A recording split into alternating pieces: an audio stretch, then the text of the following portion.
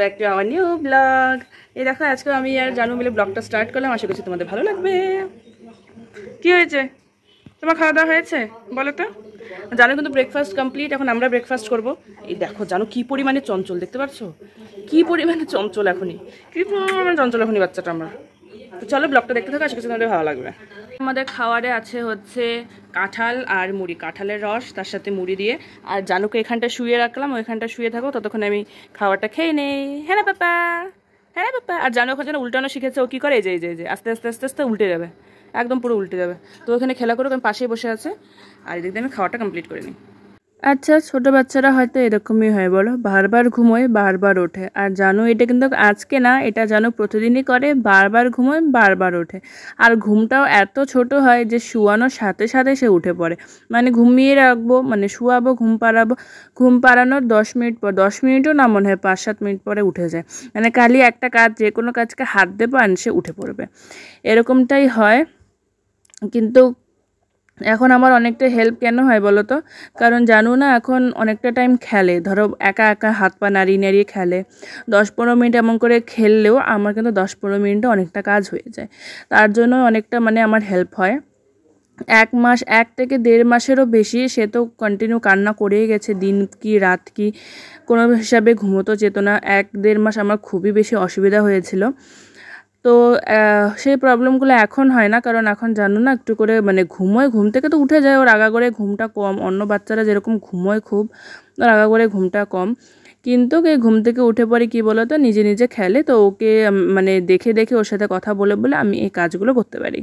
আর জানো তো আমার ফোনে আছে না অনেক দিনের ব্লগ পড়ে আছে, মানে ব্লগগুলো খালি আমি শ্যুট করে করে রাখছি, কিন্তু কোনোভাবে আমার কাছে টাইম হচ্ছে না যে আমি সুন্দর করে এডিট করে এগুলোকে পোস্ট করব। ওই যে ছোট বাচ্চা নিয়ে টাইমের অভাব, কালকে আমি কোনো ব্লগই পোস্ট করতে পারিনি শুধুমাত্র এডিট না করার কারণে। কিন্তু ব্লগগুলো কিন্তু শ্যুট আছে, তার জন্য আজকে ভাবলাম যে না, আজকে আগে ব্লগগুলো এডিট করি। তুমি কেন কানু কানু করছো? কেন? মাম্মা কাজ করছে না? সবাই কাজ করছে, মাম্মা কাজ করছে, মামু কাজ করছে, মামুনি কাজ করছে, তুমি কেন কানু কানু করছো?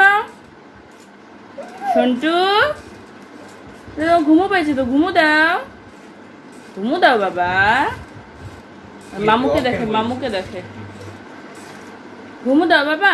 কানু কানু করে না, অপ্প কানু কানু করে না বাবা, ঘুমো দাও, ঘুমো দাও সোনা পাখি, ঘুমো দাও।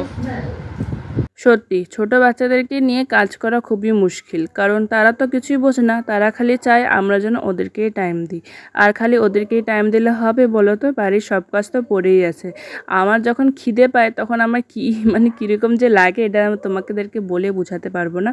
তো এখন রান্নাবাড়ির ডিপার্টমেন্টটা যদিও মা হ্যান্ডেল করে, কিন্তু কদিন পর এটাকে আমাকে হ্যান্ডেল করতে হবে, তার জন্য আরও বেশি ভয় লাগে। যদিও জানো তখন একটু বড় হবে, তো দেখা যাক কি হয়।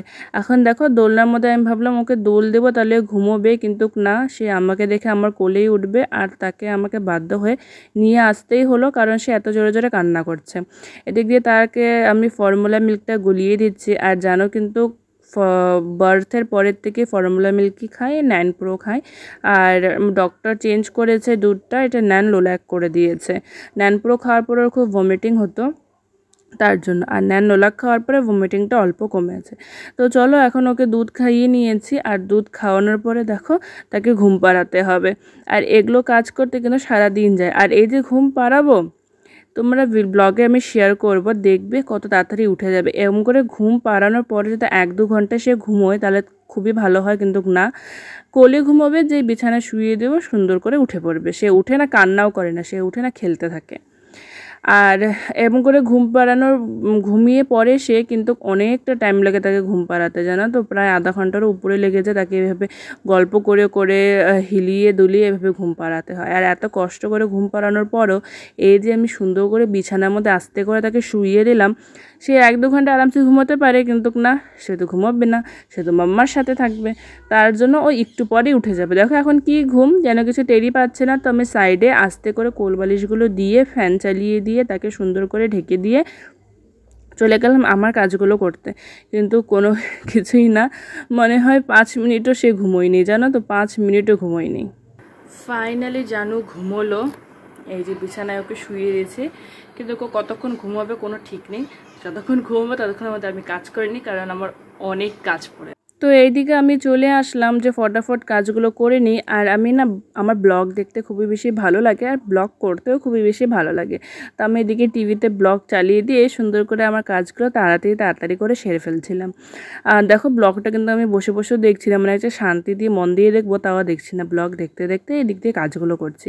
আর ব্লগ দেখতে আমার ভালো লাগে, ব্লগ দেখলে কি বলো তো অনেক রকম না আইডিয়াও পাওয়া যায় ভিডিও করার জন্য।